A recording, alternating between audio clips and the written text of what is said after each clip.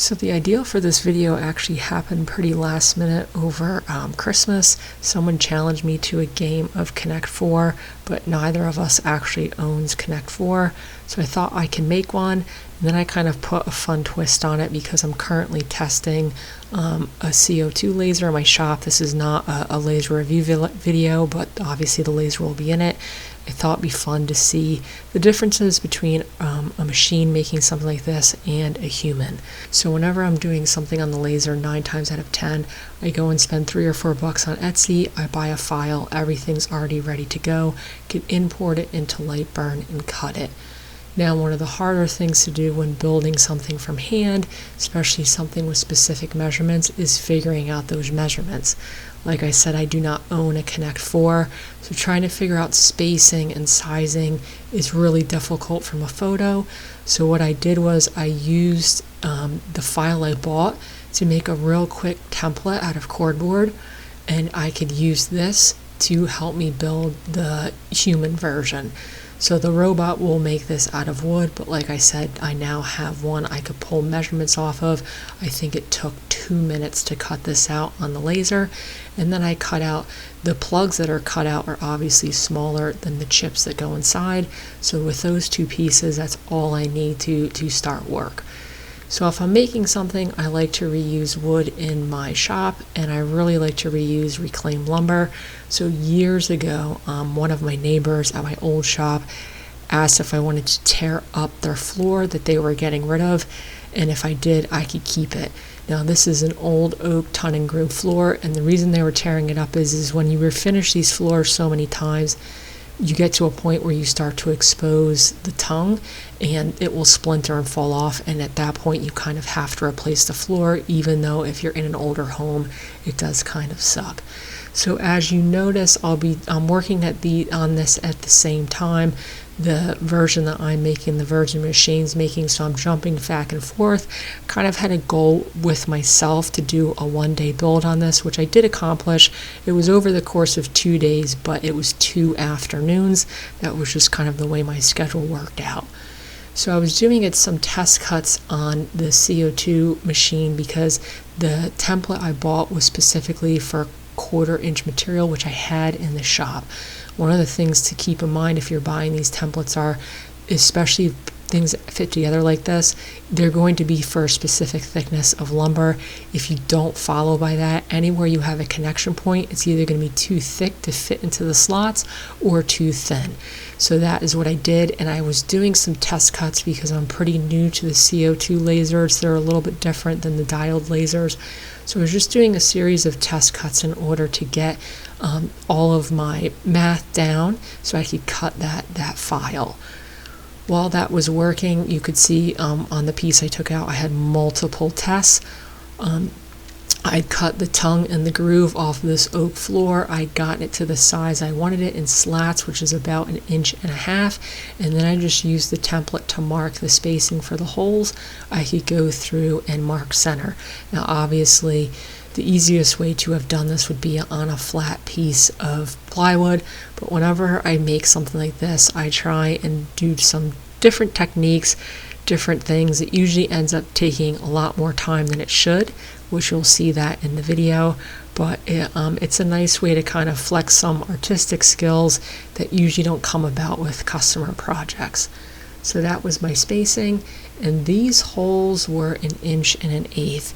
And because I'm using solid oak and not plywood, I was really nervous about how thin the material is between the holes. So what I decided to do was to bump down that 1 1/8 inches to 1 inch. I'm really happy I did that. You'll see a little later in the video why. And then I could start drilling these holes. So pretty simple. I have a spade bit. These will want to kind of take your material on you. So you can see I have it up against the fence, and I have a stop. And I'm basically going to cut this first piece of material is going to be my marker, my gauge for all of the rest of them. I'm going to have my stop set in place, cut 1 hole, and then do that on all of my pieces.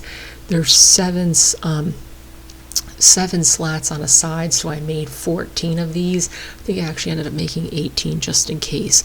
Now, if you've never used a spade bit, they like to tear out the backside of all of your material, so you'll notice I'm cutting almost all the way through, then flipping it over and finishing it. And during this process, I finally got a plug to come out of this 1/4 inch ply. So at that point, I plugged all of those measurements into the template, and I could start cutting this on the machine. So basically, I'm going to just drag the materials I want into my box.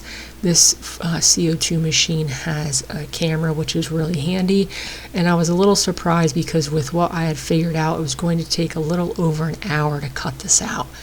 But it still would have been faster than doing it by hand, and I sent the machine to go do that, and then I jumped back onto cutting out these holes, which took quite a bit of time. So you can see the first one's done, and now I'm just going to slide my stop down, set it in place, and continue cutting all of these. Like I said, I think I had 16 or 18 of them, because obviously this is going to be double-sided. I can flip it over and then make the rest of those cuts. So then on one of these, like I said, these spade bits like to kind of catch. This is older wood, it's oak, which already kind of splinters a lot for lumber, and on one of them it tore it apart. So I didn't want to have to recut any of this oak. So you see I put this fence in front of all of it. So now this is cradled on 3 sides. I have it only attached to the table in one section, so I could pivot it back and forth and clamp it in place, and then going forward I had no problems. It also got really tedious flipping this over 3/4 of the way through, so I just started getting used to a fine touch on that drill press. As soon as I popped through, I kind of let up on the drill. There was only minimal tear out on the other side, and you're not really going to see that anyway. So this machine is still cutting the CO2 version of this by the time I got done with all of my holes. Now the way I'm going to attach this is I decided I was going to make these thin strips of mahogany. Mahogany and the oak is one of those things where in my head I thought it was going to have higher contrast than it does at the end. I don't dislike it, but I wish I didn't have enough walnut to do this, which is why I didn't use walnut, but I think walnut would have looked a little bit nicer for the slats. Basically what I did was, because I knew my tokens going into it were also going to be the reclaimed flooring, I measured how thick 3 of those pieces is together, front, back, and the tokens going in the middle. It's about 7/8 of an inch, so I'm going to make this entire thing an inch thick to allow for the thickness of the tokens to have a little bit of play. So I went through and I made strips of material that were about 1/4 inch thick by an inch, and then my 2 ends were thicker material. They were going to be an inch as well, but they were going to be a little bit thicker because obviously that's the part that's going to hold everything together. So like I said, all of this is out of mahogany. I'm just ripping down material so that I can make the joinery that I'm going to use for this. So what I decided to do was to essentially make 4 rabbits on a piece of wood. It will end up looking kind of like a cross. So I'll have a little ledge for all of my flooring pieces to sit on, but still have that spline going the full length of the piece. And that's how I'm going to tie all this together. I raised the blade of my table saw just to the height of this flooring. Now, like I said, this is older flooring, so it's not all the exact same size because it has been refinished, but it was close enough. And right when I was done doing that, the first round of my Connect 4 on the Ohm Tech was done, but the problem was I didn't transfer that outer ring, so I had to re-input that into the computer, transfer that outer ring, and then cut that. So I jumped back to the table saw, and you could see I'm only removing a little over 1/8 of an inch of material on either side, and I'm doing it on all 4 of my corners. So sending it through with the sacrificial fence. And I did this to all of my splines. There's 6 of them, and then the 2 sides. Obviously the 2 sides I only did that little rabbit cut on the 2 surfaces.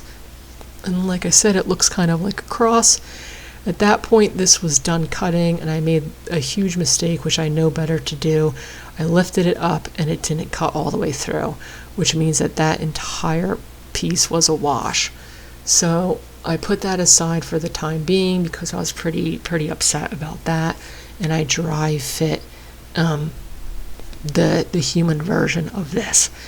In the meantime, at that point I had no more. I only had enough red oak to do this project. I wasn't going to run to the store, so I decided I've had really good success cutting through 3mm basswood with this, and I just bought a new file. It was like $2. The entire thing fit on, almost the entire thing fit on one piece.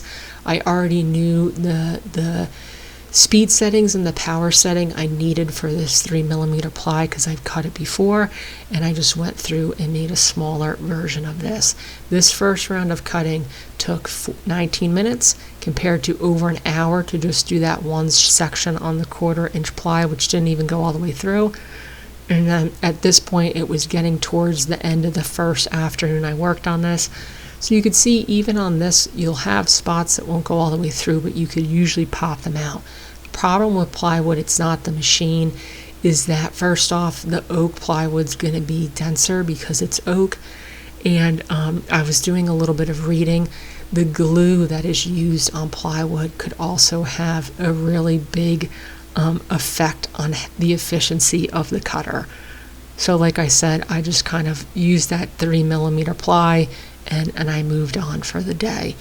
So to end the day on the human side of things, I was going to glue this all together. I put down some wax paper in theory to protect my table saw top, and then you could see it's just adding glue on all those rabbets and piecing the whole thing together. Now this flooring has two sides. You could see I finished the side that's going to be to the inside because it's going to be really hard to do that once it's all together.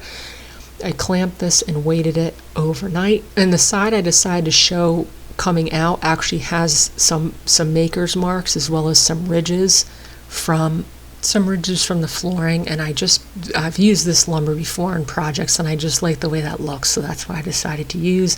The moisture in this wax paper seeped through in a couple spots and stained the top of my table saw. That is not the first or the last time I will do that. I just easily scrape that off. I'm in need to clean that anyway. I just keep putting it off.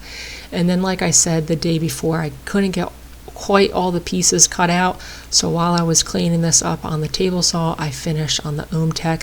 The second file took 9 minutes, so in less than a half an hour I had an entire 3mm Connect 4 done on the laser.